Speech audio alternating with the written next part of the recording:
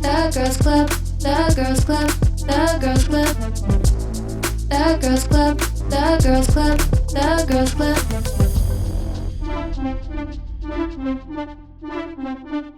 It's my club and I'm a girl, yeah. Hello and welcome back to the Girls Club. I'm your president, Emily, and you know what? I have come to the terms. That's wrong. That's completely incorrect. I have come to terms with the fact that I am going to be the human equivalent of a crusty white dog for the rest of my life, I fear. The thing is, I am so pale. And not to pale shame on here, not to pale shame, but I will be pale shaming myself. That's the thing about me. I like to talk positively about everybody else, and if I hear you talking negatively about yourself, I don't enjoy that. And I like when people speak positively about themselves, but when it comes to me, right, I'm a number one hater for real. And I will be talking shit on myself, my figure, my features, and my fucking skin. Okay. Is the camera in focus? I cannot tell. Focus on me. Focus on me. But anyways, yeah, I'm in my palest I have ever been arc, and I've been in this arc for a couple of years now. And it's gotten to the point where it's like, I don't think I'll ever have a tan. I don't think I'll ever have a tan again, because every fucking summer, in the summer, I don't know what song I was thinking, but in the summer, every summer I on the weekends, for some fucking reason, it is horrendous weather where I live. Every single weekend it is raining, it's thunderstorms, it's fucking tornadoes. I don't understand. Thanks a lot, global warming. But as an adult, you can't just you don't get summer vacation, which is a big fucking scam, if you ask me, what did Lupe Fiasco say? All right, I'm ready. The show goes on all night. In the morning, we drink so long. Anybody ever wonder when they will see the sun up? Just remember when you come up, the show goes on, all right. That went on way too long. But seriously, as an adult, you don't get summer break. Biggest scam ever, Everybody's like, oh, yay, it's summer, whatever. And I'm like, who fucking cares? Because at the end of the day, I still only get 2 days, right? 2 days to recover, recuperate, do all the fucking bullshit I haven't had time to do all fucking week, all my chores, all my whatever. I feel like fucking Cinderella. Do the dishes, do the cleaning. And when it's finally have time to go outside and touch goddamn fucking grass, raining cats and dogs in this bitch. So I don't think I will ever see daylight again. I really don't. I fear I will become Edward Cullen, which I guess is great for the aging purposes of I'm never going to have sun hit my face. So wrinkles, who is she? But still, it's I am so pale, and it's so bad. My skin is translucent. I can see my veins all the time. Every vein inside of me. Y'all see my veins? Yeah. Shit's blue as fuck. Which, this vein on my arm looks like marker. It's not. It's blue vein. Blue vein just dropped. New vein just dropped. Blue vein. Why are they blue? Doctors, tap in. I'm sure what I'll do in the edit, because I always do this whenever I say some dumb fucking shit that's it's totally Googleable, I will Google it afterwards and pop it up and be like, this is why, because I feel very dumb. And that is the end of that sentence. Yes. But yes, so crusty white dog, I fear I'm going to be for the rest of my life. And that being said, when I wear white and then I have, my white skin, I feel like it's giving camouflage. I feel like it's giving, where does the shirt start and the skin, where does the shirt start and where does the skin start and where does the skin start and where does the shirt begin? It's you can't tell. It just looks like I have a blue blob on my boobs. The rest of it invisible. Okay, seriously, I don't think the camera is focused. Is that better? I can't tell. I'm so sorry if you're on YouTube and this is blurry. The viewfinder is so small, like the little monitor I'm looking at. I need to just get a bigger monitor so I can see better. But I don't have money for that. Seriously, I don't. So before I get a monitor, I want a new camera. That's the number one item on my next thing to spend money on list, because this camera fucking sucks. So yeah, but yeah, so really pale, nothing's new there. I put on one of my goals for the summer was to like get tan ish, because last year I didn't at all. And I fear that might not be achieved this year either. So guess we're just gonna be ghostly till the day we fucking die. And you know what? Hey, that's how God made me. Our God is an awesome God. He reigns from heaven above with wisdom, power, and love. Our God is an awesome God. Everybody! Our God is an awesome God. That is the song that I know from church, and any other ones? I don't know. I do know Hallelujah from Shrek, but that's for different reasons. Have I talked to you guys about my dislike of the Shrek franchise? Because that's like one of my hottest takes of all time, and nobody, well, some people agree with me. My brother gets it. He gets it. We're not a Shrek family, okay? But yeah, I don't really enjoy the Shrek movies. Very hot take. But yeah, actually I have talked about this before, because I remember going on a tangent about being like, it's a movie that was made for children but was actually just made for adults. It could have been better if it was just written strictly for adults, but instead they marketed it towards children, but then all of the jokes were made for adults of that like current time period. So if you're not from that time period, you don't get the jokes. So like anybody who's like getting introduced to it today, like it's not a franchise that will stand the test of time. And you might disagree with me on that, but I strongly believe it won't, because the jokes are so reference coded. Like if you did not grow up in the early 2000s, late 90s, early 2000s, like all of the jokes in it are pop culture related, besides the cheap gags of like the fart jokes and the burp jokes or whatever. So it's like, it's not going to be like, I don't know. I could go on. Yeah, I didn't love the writing on it. I also just don't think Mike Myers' form of comedy is like that awesome. Oh my God, I'm taking myself deeper and deeper and deeper.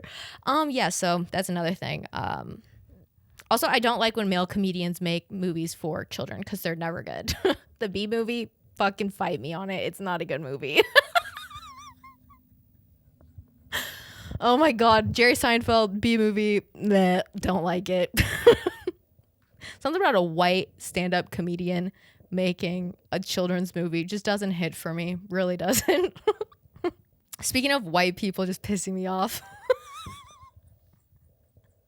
These beautiful things that I've done, please stay. I want you, I need you, oh God. I hate that fucker.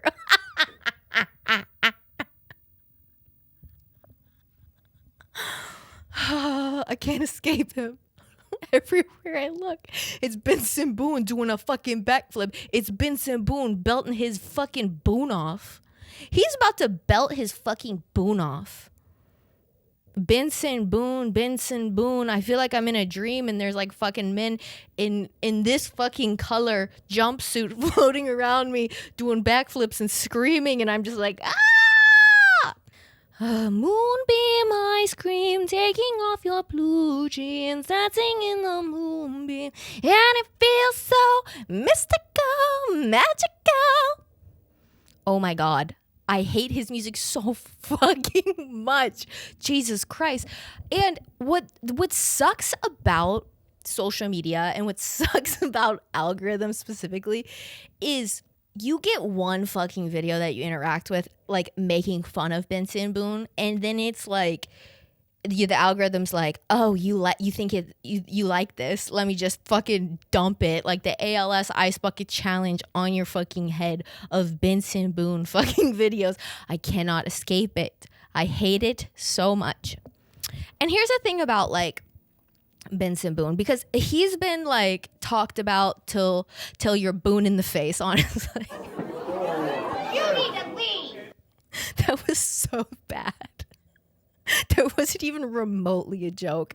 That was just like terrible. Oh God, the Booner got me acting up for real. Oh my God.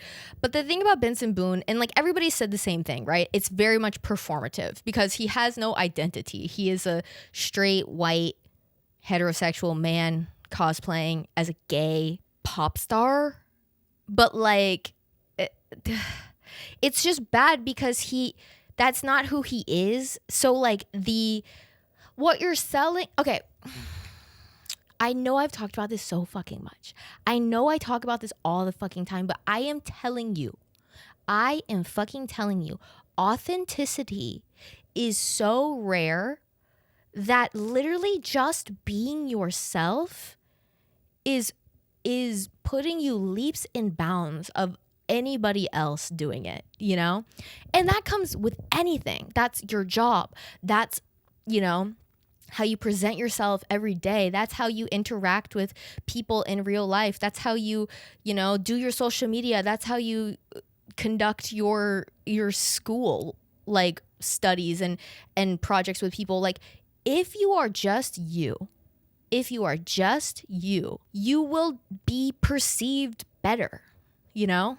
Because at the end of the day, like you're not going to be letting anybody down for like, you know, being somebody you're not. Because at the end of the day, like if you don't like me, that's fine. If that's your complaint because you don't like who I am as a person, you know what? That's fine. But if you don't like me because you don't think that I am me enough, baby, like that is something that is so like, whoa. You know what I mean? It's like something that it's like forces you to look inward and be like, oh my God, like they don't not like me. They don't like this persona I'm putting on. But I don't even know who I am.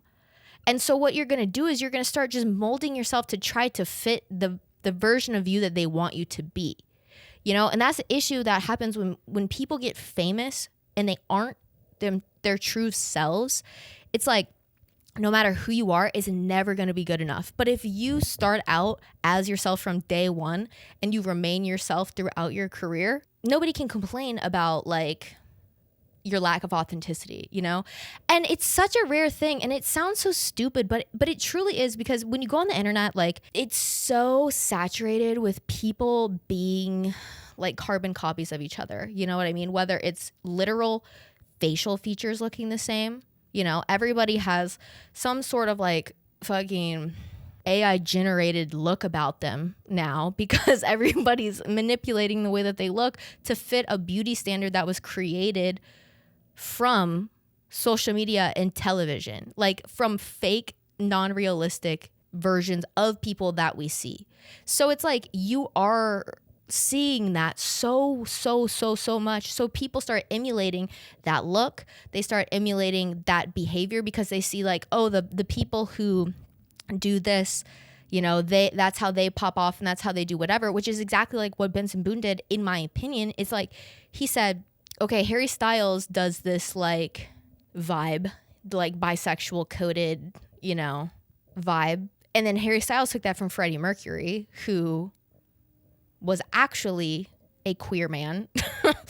And, you know, and Harry Styles also gets criticized on his authenticity when it comes to his fashion and his presentation and, you know, how he carries himself. But at the same time, like he's sold it better than Benson Boone has. And so like, I don't know. It's like the authenticity piece is such a big fucking part of it, because like it's so easy to see through when people are not being themselves, because it's just giving like cosplay. You know what I mean? It's like giving, you are in a costume, you are putting on a performance as like a persona. You aren't yourself. And if that's what you want to be as like a performer, that's fine. Like so many people do that. Lady Gaga, for example, Chappell Roan. I mean, I would say even Elton John to an extent has had more of like an onstage persona than like his actual everyday self, you know? But at the same time, those people have clearly separated the two characters, you know? They've separated their onstage self and they've separated their real life self. So you're going to see the created version of them. So you know that going into it. Whereas like Benson Boone is in this performative, almost like drag cosplay version of himself on stage, but off stage, he doesn't know who he is. So he's in and out of all these other personas trying to figure himself out. And so it's just very confusing, you know? And I think what pisses me off about him as well is he has complained about people complaining about not liking him and been like, if you give me genuine like feedback, like, you know, I can do something about that and, you know, make changes and whatever. And people have said like, bro, just be your fucking self. And he's not taking that feedback because I don't think he knows who he is. I think he has a label behind him that, you know, the music industry is so complicated because as an artist, when you sign to a label, you give up a lot of autonomy of what you are and aren't allowed to say, to do, to post, to put out, to present yourself. So I think he's kind of like between a rock and a hard place of like, okay, well, you know, my labels wanted me to be this person. I want to be this person. Social media wants me to be this person. But like they're all contradictory. So what's happening is you're presenting this package of inauthenticity and confusion to an audience that already doesn't like it. Like the audience is already not buying what you're selling. So I don't know. And then also he has this like, you know, stealing from queer culture in terms of like his presentation of his like outfits on stage with the sequin jumpsuits and the deep V-neck, whatever. But then his album cover of his most recent album is like him shirtless with an American flag wrapped around his body. And it's like, what is going on?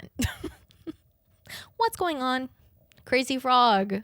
Hello? What's going on? Like, I'm so confused. Like, it just makes no fucking sense. And to top it all off, like all of that is one fucking part of it.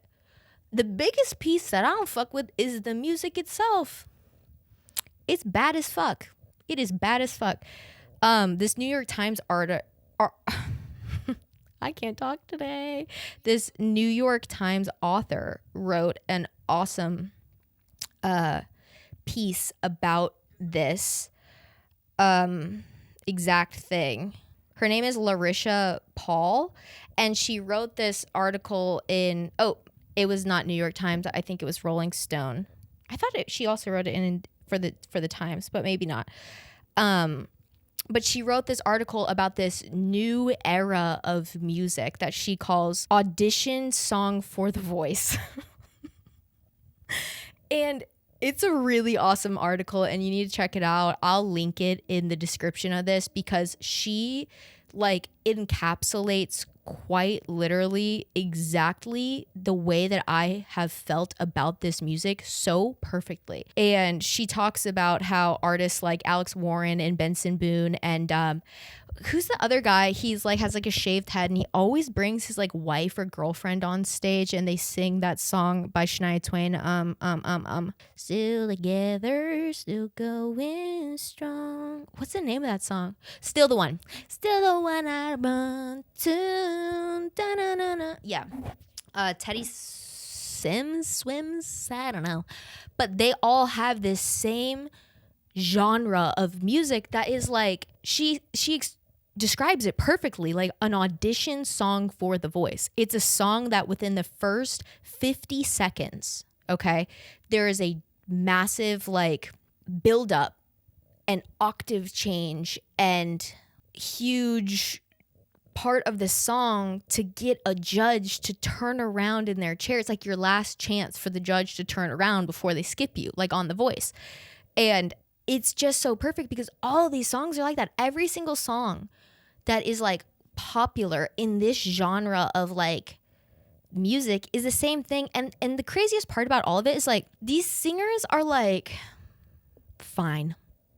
You know, like Benson Boone has a decent voice, I guess, but it's nothing like fantastical. So it's almost like they have to create these parts in their songs that are so like, what the fuck compared to the rest of it to give people a reason to listen. And that is what all of these songs have in them. I don't know. I'll attach your article because she says it way more eloquently than I do. And she talks about how it was like she had made a playlist on her Spotify for 2 years now of songs that like fit that genre of music because she's trying to figure out like what is this, like why are these songs like so popular and taking off. And it's just such an interesting genre of music because it's like, in my opinion, it's like something that nobody asked for, and as a enjoyer of music, just like listening to on your own is not good. But if you were at a live show where you're auditioning, it's a great song to audition with. So I don't know. And Benson Boone coming from, was he on American Idol, I believe?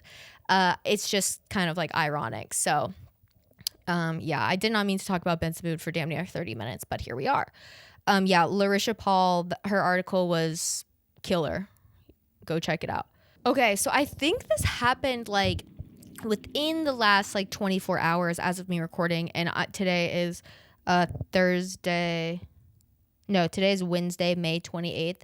So yeah, whenever you hear this was like within 24 hours. So I'm scrolling on Instagram and I see like some news outlet that I follow post like this clickbait ass thing, and it was like, Donald Trump pardons the Chrisleys after their daughter Savannah pleads for them to be like released from prison or whatever.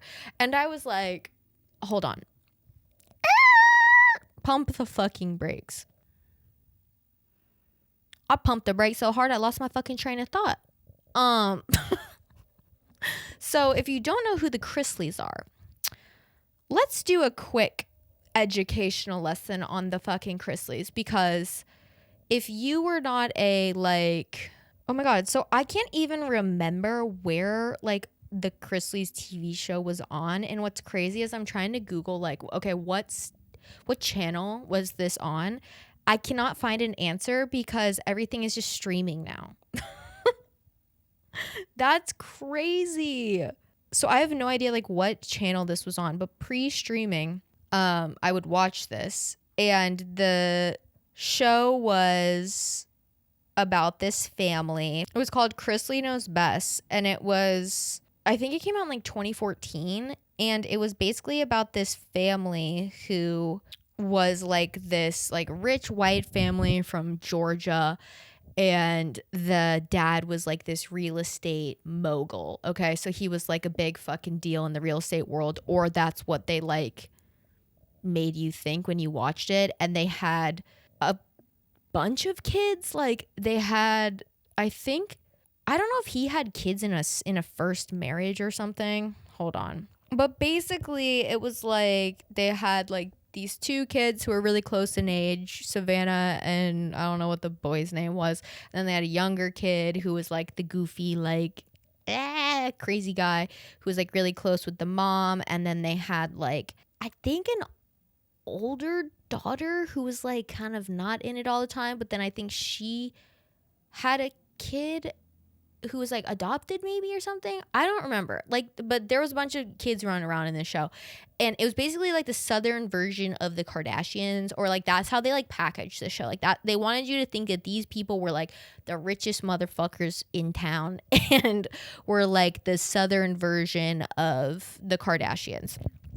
And so this show went on for a lot of seasons, like 10 seasons, and started in 2014. Okay, then in 2022, Todd and Julie Chrisley, which were the mom and the dad, were convicted of fraud and tax evasion and sentenced to 12 and 7 years in prison. So Todd was sentenced to 12 and Julie was sentenced to 7.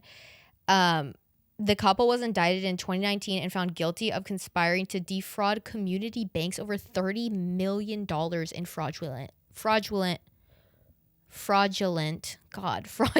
loans.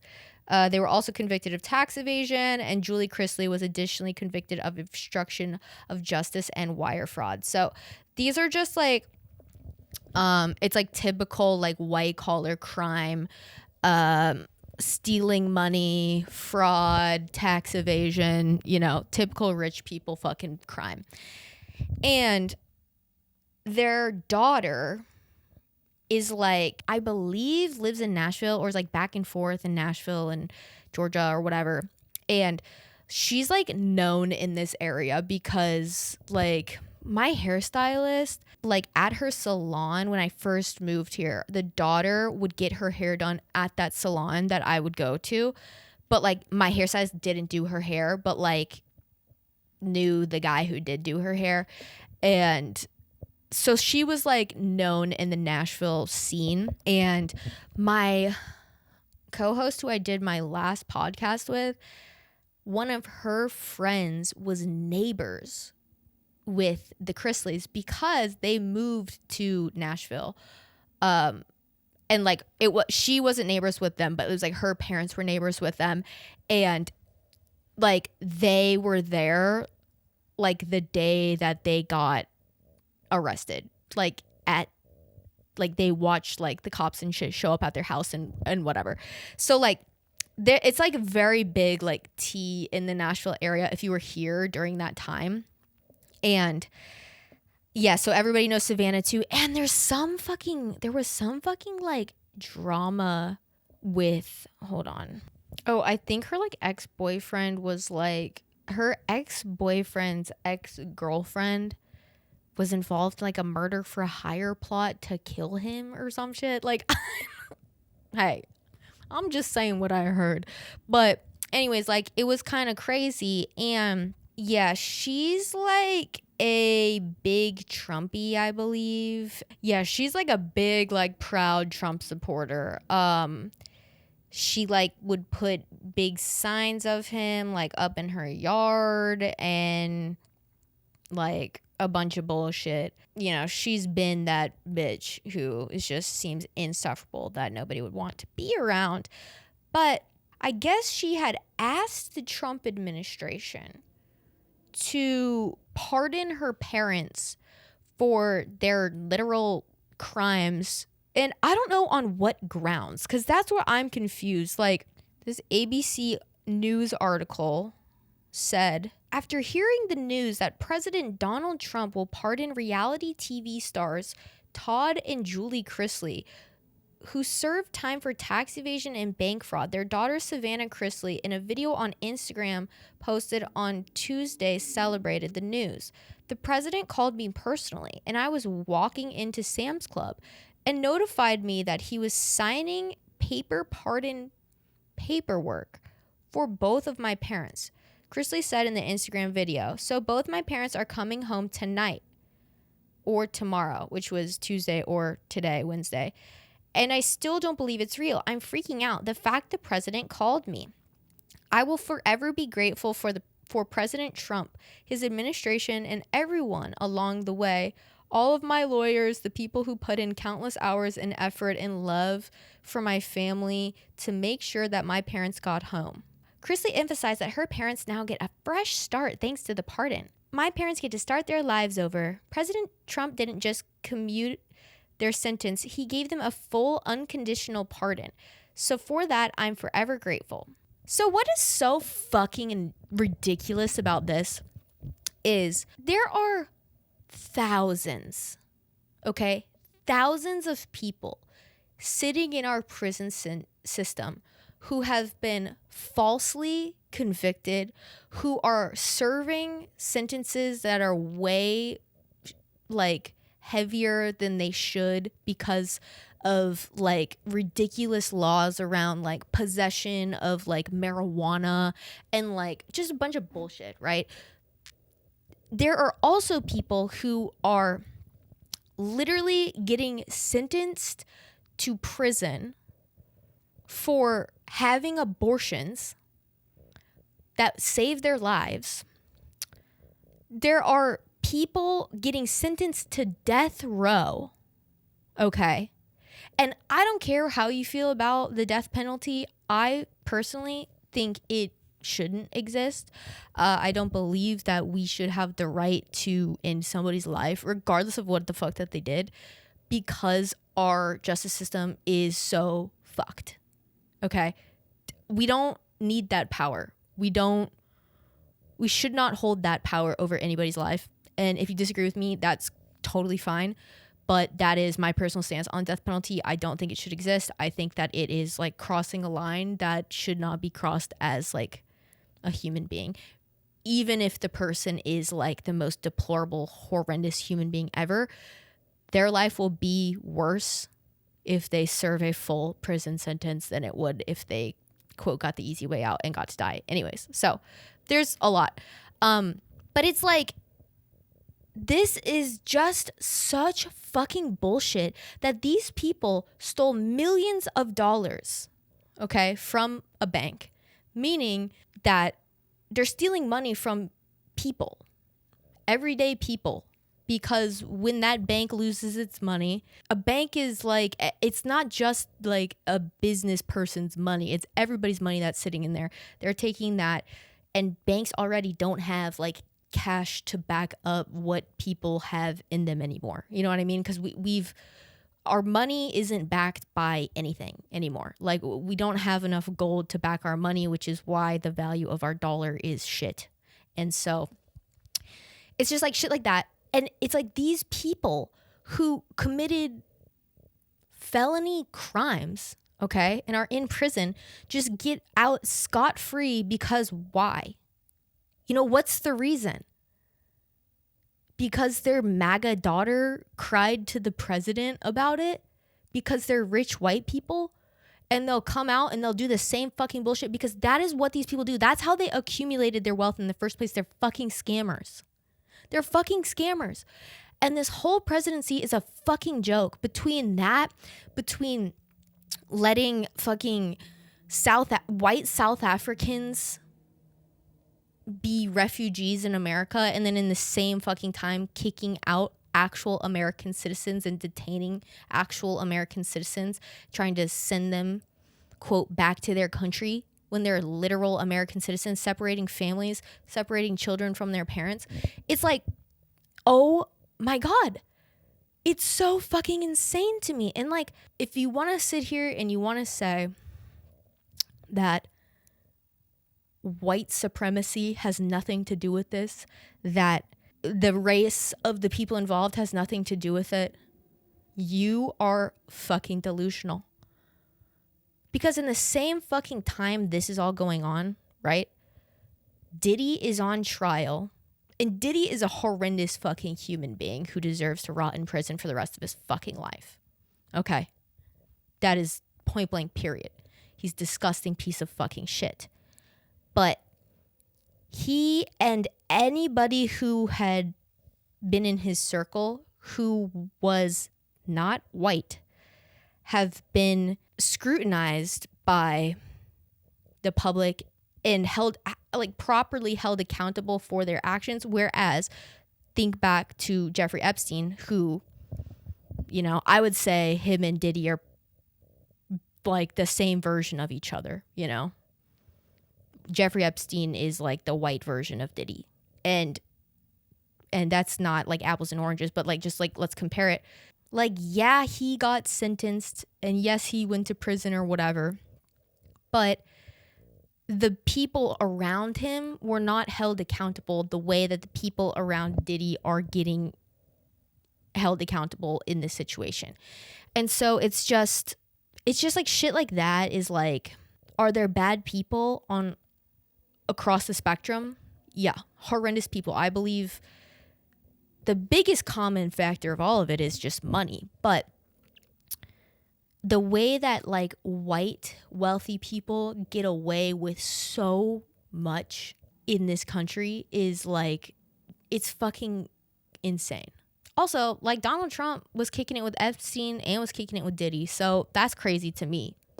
And he's running our fucking country. So that's how you know white privilege and white supremacy is a real thing. Because he's literally like, he's never been held accountable for any wrongdoing he's ever done.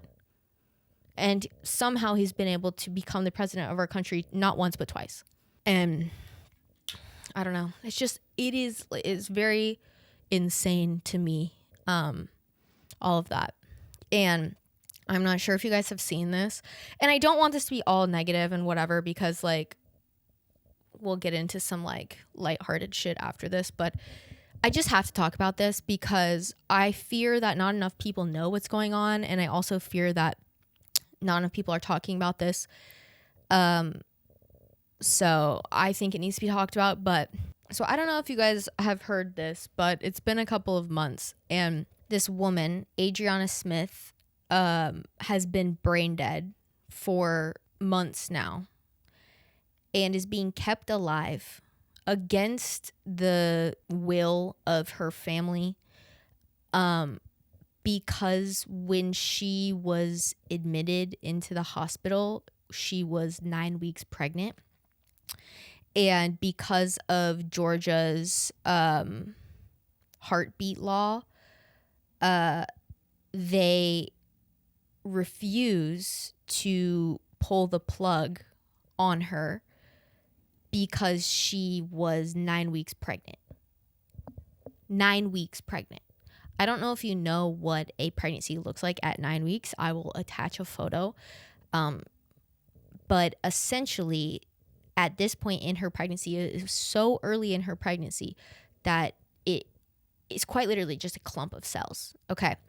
And the abortion laws are so strict in Georgia that their family, after losing their daughter, you know, this person in their life who they loved and who they, you know, it's got to be like the hardest loss of all time. The state is keeping her there against her family's wishes to essentially act as a incubator for her now 21 week old I think it's 20, almost 23 week old fetus. Think about that. A woman is dead. Okay? She is declared dead by the hospital.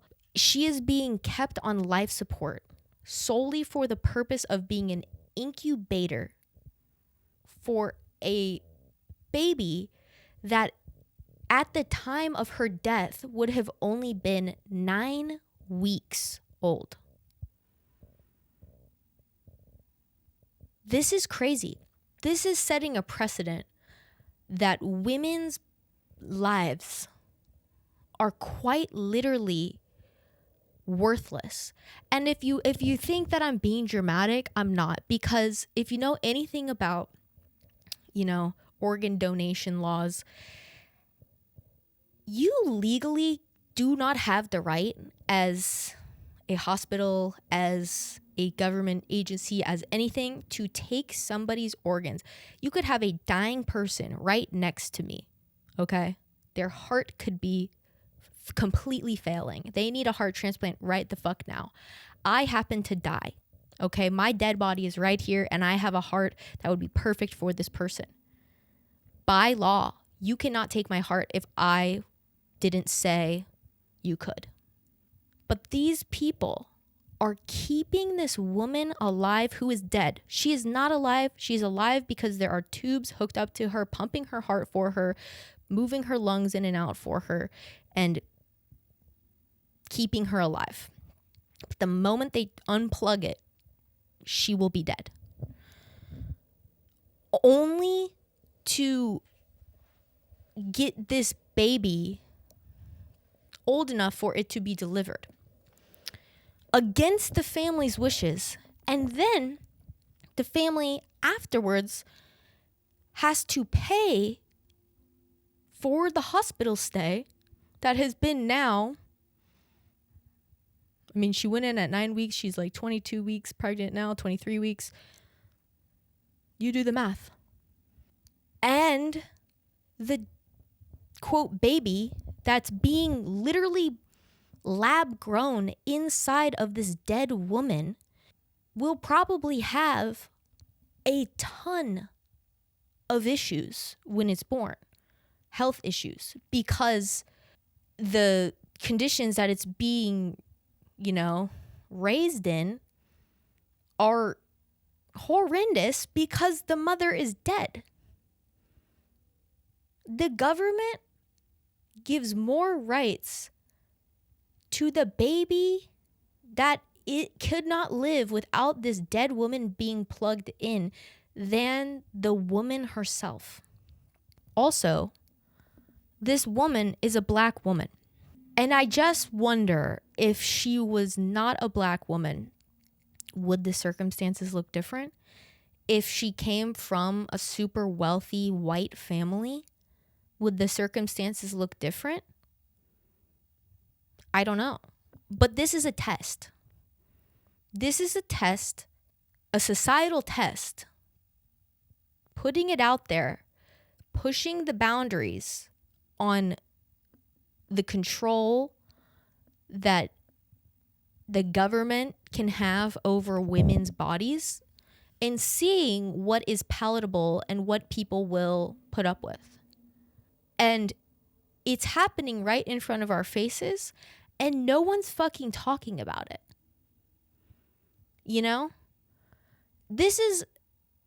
It's just insane. It's just fucking insane.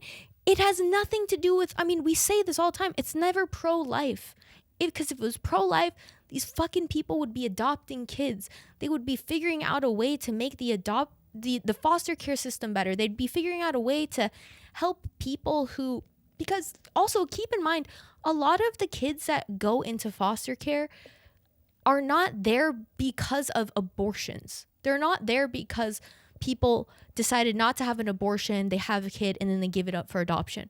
The majority of the time when kids get put into foster care is because the parents raising them don't have the ability to, take care of them because of lack of resources, because of issues with like substances. They don't have like a steady housing situation, so they're seen as like unfit by like child protective services standards. And so a lot of it is not by choice. It's like they have to surrender their children. And so it's like, if you were really pro-life, you would be doing everything in your power to make sure that these people can keep their kids by,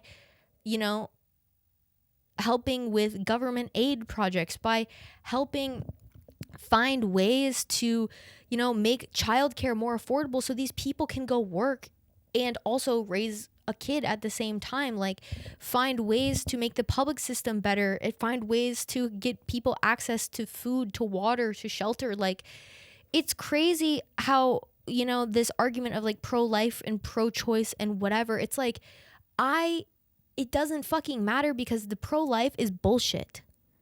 These people cherry pick the rules because it's what helps them sleep better at night. Because in their mind, abortion is murder. But in my mind, taking a kid away from a parent who loves them and who wants them and putting them into a system that is known to be horrendous, that is known to not work, that is flawed, that is setting up thousands, millions of children for futures that are like not going to be great for them, when in reality they had a perfectly loving parent, but the parent just did not have the resources to take care of them the way that the state deems that they should. And that it's just like, in my mind, that is horrendous and bad and evil. the system is evil, but these people, it's like they just cherry pick the fucking rules, and they cherry pick the Bible, and they cherry pick whatever to fit their fucking standard of whatever, and they spend their time and they protest and they do all this, and then they go home and they don't donate money and they don't volunteer to help women. They don't go to women's shelters. They don't adopt kids. They don't work on, writing to their senators to try to get legislation that supports, the actual problem. They go home, they pat themselves on the back, and they said, I did a good job today because I stood outside of a Planned Parenthood clinic and I screamed at women on the day that is going to be the most traumatizing day of their entire fucking lives for making a decision that they found was ultimately the best decision for them to make for their situation. And it's fucking gross. And so the fact that this dead woman is being kept alive in a hospital to have this quote baby that the family is going to have the burden of, that is going to be born with so many health problems and possibly like special needs on top of that, it's I mean, we all know like a child is not like a 18-year commitment. It's a lifetime. And then especially you add on top of that a child who requires nonstop care from a health provider, and this family is not only going to have to provide that, but then also is going to have to, pay for all this time that their daughter, who is literally being kept alive on life support to incubate this baby, they're going to have to pay for that part of the hospital stay, and they don't want any of this. It makes me crazy. And then you talk to people and they're like, women, oh my God, feminism is bullshit. Women are so horrible, and misandry is like, awful, and the male loneliness epidemic and blah, blah, fucking blah. I would really not care if you died. Genuinely. Because us existing pisses y'all off. You have more value in a fucking fictitious thought of a baby than you do it to the fucking mother. So sorry, I don't really give a fuck about your problems because I'm too busy like thinking that this is a reality that could happen to anybody.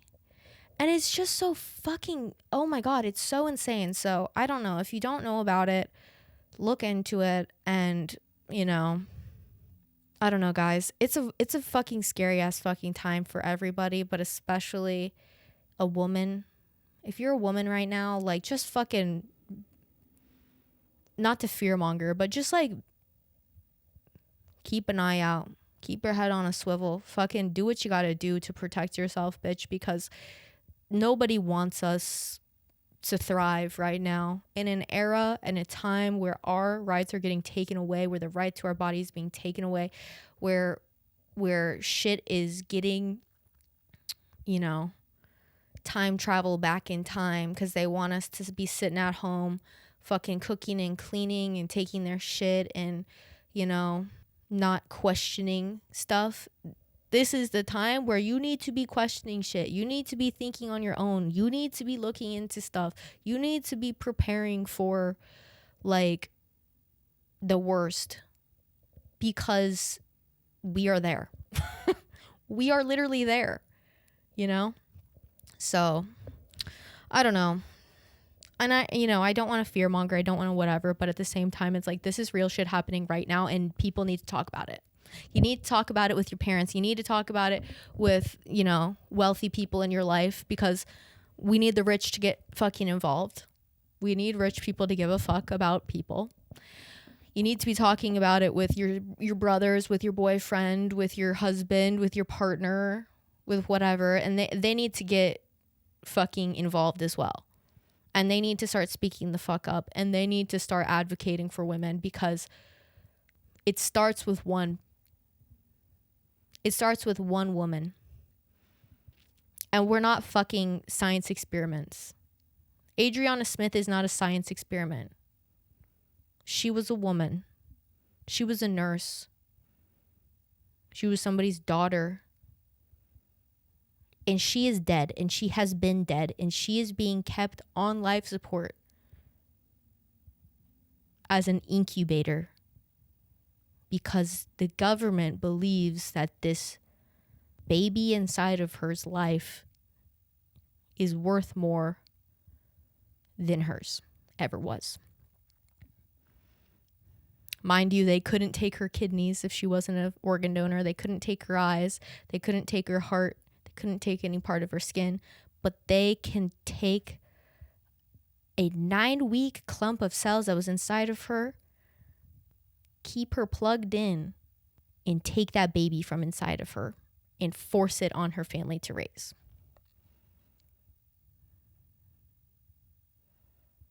We need to be talking about this. We need to talk about it, girls. We really do. I don't want to be negative Nance the whole time, but there's just been some real shit that like has been going on recently that I'm not seeing a ton of people cover. And the last couple of weeks, I've really been kind of, joking around with a lot of the influencer drama and the YouTuber shit. And like, it's been fun and I really enjoy making those episodes. But at the same time, like, this is my platform that I have, and, it's not big. And, I know that it's probably not something that people come to engage in this type of conversation all the time, but it does need to happen from time to time because I wouldn't feel right as somebody who does have a platform even this small and not talk about shit like this. Because I really believe that these are conversations that we need to be having with everybody in our lives, because I really think a lot of people are just unaware of what's going on. All right, this week on the Instagram, which if you aren't following the Instagram, please follow the Instagram. That's how I get y'all's voices heard. That's how we communicate in the club. Every week at the end of the club meeting, I like to do a section where I pose a question to you guys and then y'all answer it and you speak through me and I'm your vessel. It's like that movie Talk to Me, and I put my hand out and you take it and I go and then I start talking as you. So it's really cool. But this week I said, so I saw this TikTok. Let me play the TikTok first to give context, because I thought this was such like a relatable thing that like, I was like, oh, I do want to know these things about people. So this was the TikTok. It was Kel Martin posted it, and he's lives in Nashville as well. So a little Nashville local for you. And I really like his videos. I think he's funny. So this is the video that he posted. Okay, y'all, I need to know. Do you have any daily niche habits that no one knows about? I was talking about this with my friends the other day, and I have come up with a couple, so here we go. First off, I drink about 1 to 2 bi-coconuts every day. Mostly the coconut strawberry or coconut pineapple. They're delicioso. So basically, his whole thing was like, do you have any like niche daily habits that you do that like even your closest friends wouldn't really know that you do? And so I just put that out there to you guys because I was like, God, what are things that I do daily that I'm like, it's just very like specific to me that like, if you didn't live with me, like I'm sure my roommate knows all these things because like she lives with me, but if you didn't live with me, like you wouldn't know. One of the things that I do is I bring my phone into my shower and I watch YouTube videos when I shower. I don't think this is a unique thing to me at all. I think a lot of people do this, but I just have like this perfect setup of my phone where I like have this thing on the back of my phone, this like pop socket wallet thing, and I can fit it, like I can slide it perfectly on this like shelf thing I have in my shower. So I literally set my phone up like it's a fucking TV and I watch YouTube while I'm in the shower. That's one thing that I do. And the other thing that I do is I drink Mio Energy like every single day basically, and if I don't have it I get like a headache because I think I've developed an addiction to it. I drink it every single day probably since college, and because I'm not a coffee drinker unless it's like an afternoon coffee. Like I like coffee as like a special treat and it's like 3 p.m. and I need to pick me up and I'm like, I'll get a cold brew or whatever. Or if there's like a holiday, like like in October, I like to get coffee because I love pumpkin stuff. So I like to get like a pumpkin coffee of some sort because I'm like, it's festive. But like, I'm not a big coffee drinker, but I'm a Mio energy girl. And then the other thing that I do is when I wash my hair probably like, if not every day, every other day. I've been trying not to do it every day, not for any reason other than the fact that I think I talked about this a long time ago, but I like really long time ago, like months and months, like almost a year ago, probably of me starting this, I had this like horrible reaction to the Kristen S shampoo, and my hair fell out. Like a lot of my hair fell out, and I got like rashes all over my head and stuff. And so once that happened, I was like, oh fuck. So I started using like a minoxidil, which is like the active ingredient in like Rogaine. And so I started using that on my scalp to like grow my hair back, which if you have ever lost hair because of like damaged hair from like bleaching it too much or from, I don't know, coloring it, like whatever, use Rogaine. It works so well. You don't need to get the name brand. The generic brand out Target or Walmart is perfectly fine. It's just as long as, I think it's like 5% or 2.5%. I think it's 5% minoxidil. Just get that. I get the foam version. And like if you just do that every day, literally like a month, your hair will be like, it's insane how much hair will grow. But I don't think that it works if you have like genetic like baldness. So like if you have like alopecia, or if you have like it's just hereditary that your family like loses their hair, I don't know if it will work because it doesn't like, I don't think it creates like new hair follicles, but basically what it does is it like, if you have hair follicles that like aren't as great as your other ones, it basically like helps get those going. And also definitely talk to a doctor before you use it, because it initially was created as a heart medication, I think, and the like side effect of it was hair growth. So then they were like, oh, well, we'll just make this a men's hair growth supplement instead. So I do think that it can cause high blood pressure if you are like prone to high blood pressure. I don't know. Just look into it. Just read into it, because I don't want anybody to use it and then their like heart is beating really quick and they're like, what the fuck's going on? And I'm like, sorry. Because you're putting something on your skin. Your skin absorbs stuff, like, so yeah. But anyways, like it really works. But back to what I was saying, when I was using it, I was trying to like wait at least I would wash my hair, go the whole day. Then that night I would put the minoxidil in, and the next day I'd wake up and then wash my hair again. So I was washing my hair like every single day, but now I probably do every other day. But all that to say, Jesus, I was like, where the fuck was I going with this? This is the issue when I just start talking. It's like, I don't know. You just yap, never shut the fuck up. But before I shower, what I do every single time before I shower is I will scratch like my whole head. And by that, I mean, like, I'm basically sitting there, like, I guess exfoliating, but it's not because of any reason of like, oh, I'm like, this helps with like my hair. It's like a compulsory thing where I will sit there and like scratch my whole entire head and basically like create like dandruff on my whole head, and then I'll go wash it. I don't know why, but it's just like this, it's like this thing that I feel like I have to do before I shower.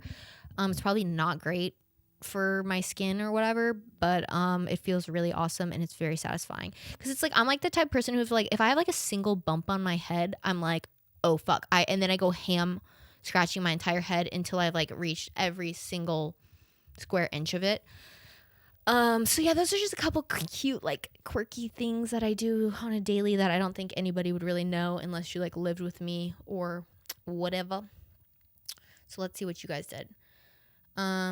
Take a pregnancy test, not because I'm trying, but because I have anxiety. I feel that. I feel like, I had a lot of friends in college who were like chronic pregnancy test takers. Like, which is actually so funny now that I think about it, because both of my friends who were like that now have kids. One unplanned, the other planned, but you know, just very funny that those are the two people who like now have children. But yeah, I was never like that when I was having sex, and I'm currently celibate because I just am like in my anti-man era, and I'm just like don't care to date and whatever. So yeah, not having sex. But even when I was having sex, like I don't know, I feel like I was just like, also I was always on the pill, and I was very much like, see, I feel like my paranoia was the other way, where it was like I would literally be on the pill, they would literally pull out, and then I would literally still go take a plan B. But my fear of pregnancy is like very real. Actually, 2 nights ago I had a dream that I was pregnant, and it was like an unplanned thing, which is so weird because I don't know how I got pregnant in the dream. I don't know, like I wasn't dating anybody. It was just kind of was like I ended up in the dream and I was pregnant. And I was like the whole point of the dream was like getting to the hospital to like deliver the baby. And then like I finally got to the hospital, and like I was about to like give birth, and I was pushing and shit. And then the next day I started my period. Crazy. But yeah, I don't know. I'm very like, I've always had this like weird, I don't think it's irrational, because I think a lot more people should be more scared to be pregnant than the world wants you to be. I think everybody wants you to think that pregnancy is like this awesome, amazing thing or whatever. And like giving birth is a piece of cake, but it's like actually really terrifying and very, very, very risky thing that you do as a woman. And yeah, I don't think enough people talk about how scary it is. But my fear of pregnancy was never like waiting until the pregnancy test because I'm scared I was going to get pregnant. It was always like I took probably way more Plan Bs than a person should ever take when I was having sex, because I was just so paranoid like about that. So I feel you there. Okay. I have to attempt to pop every pimple on my face before washing my face at night. This is so relatable, actually. And you should stop doing that.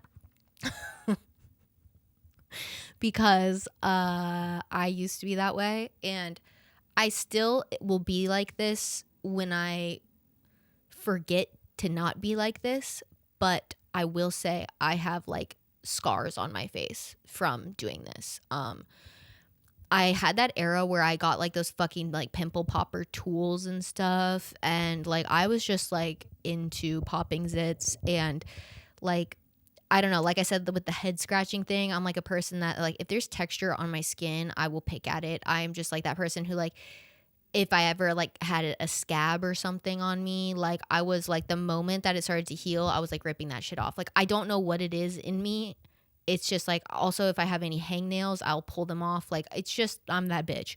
So the skin picking thing with the popping the zits was very real, but seriously, don't do that. Especially like, because the older I've gotten, the more my skin has like, I mean, it just changes. Your skin always changes. But the more I've noticed the acne scars on my face, for a long time, I thought they were like sunspots or like, not freckles, but I was like, God, what is that? And then I was like, oh my God, those are acne scars. Like those are actual acne scars.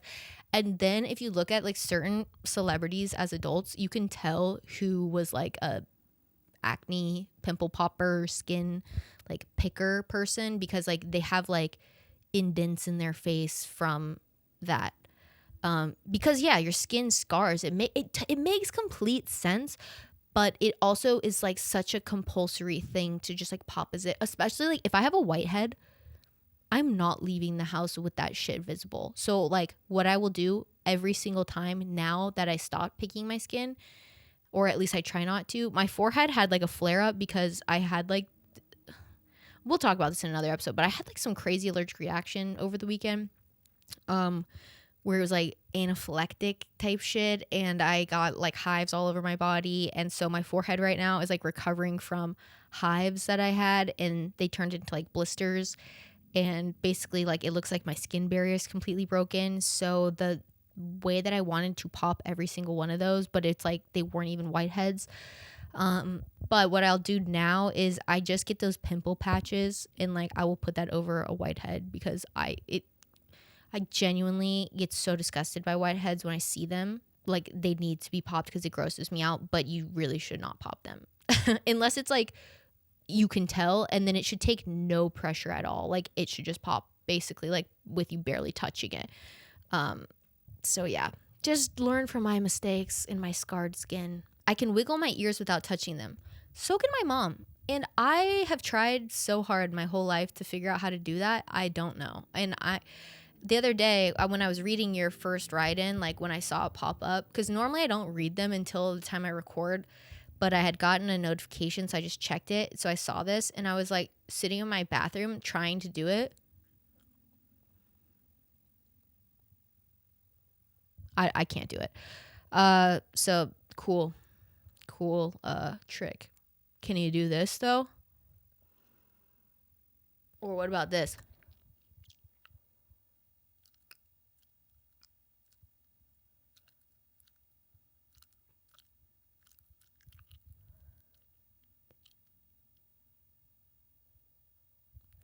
Those are all really cool things I can do. I have to hack up a loogie every morning or else I have a bad day. You know? You sound like the average dad. I feel like dads just like out of nowhere will be like coughing up shit. And I'm just like, Jesus fuck. It's like dads are literally like cats with hairballs, but with like mucus in their throat. I will clear my throat a lot because I feel like I always have this like drainage and shit in my throat because of like my allergies and stuff. So I feel that I'm not really like coughing anything up. It's more of like a like shit like that. One thing I cannot stand, and we need to stop letting people just get away with doing this, but when they're like quote itching the back of their throat by doing that bullshit, literally don't ever do that in my presence or I will punch you in the face. I fucking cannot stand that. Like so many people just will do that in public, and like you'll just be around them and they'll be like talking and then they'll stop talking and be like, and I'm like, oh my fuck, go do that in the privacy of your own home, not in front of me. Jesus Christ, it's disgusting. But yeah, cough your loogie up, girl. Have your good day. I play old people games on my phone till I get so tired my eyes shut on their own. I have a couple of friends who are like mobile game girls. Like they just love a mobile game on their phone. I'm just not a gamer, dude. I want to be so bad. I watch so much YouTube about video games. I watch so many people play video games on YouTube. I literally like past couple of days have been watching this one creator. Oh my God, what's his name? I'm like in love with his channel. I think it's like Bixley or something. Let me check it out. I need to just subscribe. I haven't subscribed to him yet, which is crazy. I need to just subscribe. Bisley channel, and he makes these videos where he talks about like video games, and they're so good because the way that like his editing style of it is just awesome. He does like complete green screen the whole video, but he'll green screen himself into the game as he's talking about the game.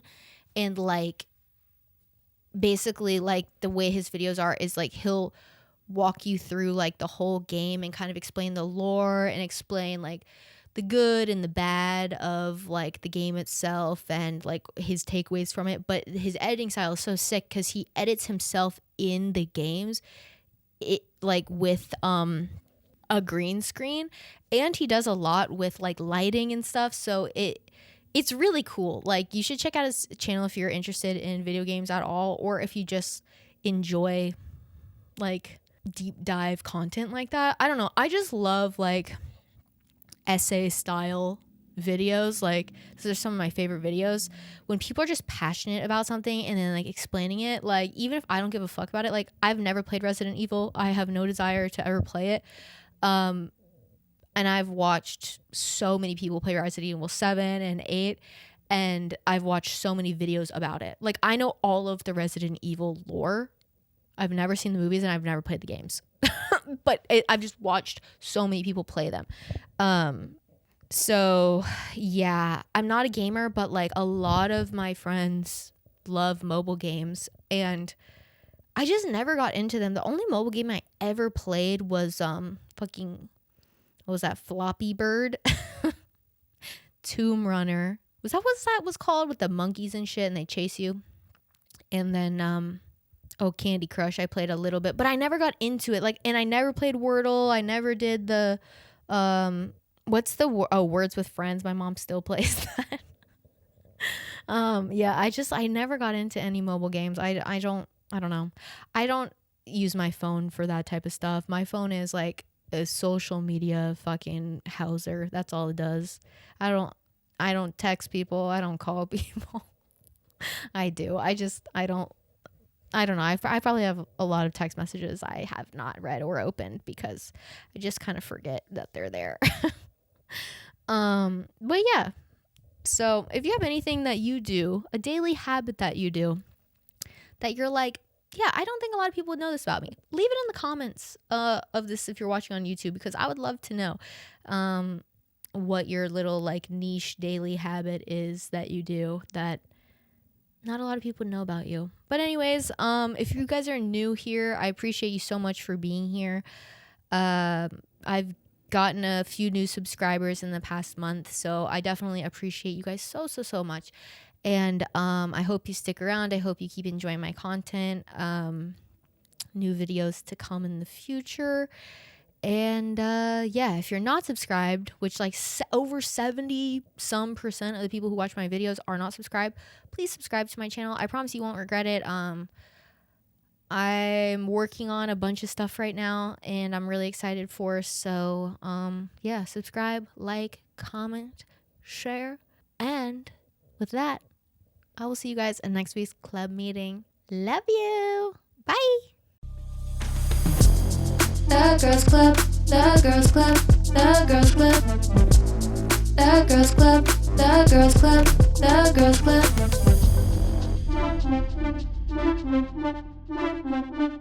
It's my club and I'm a girl, yeah.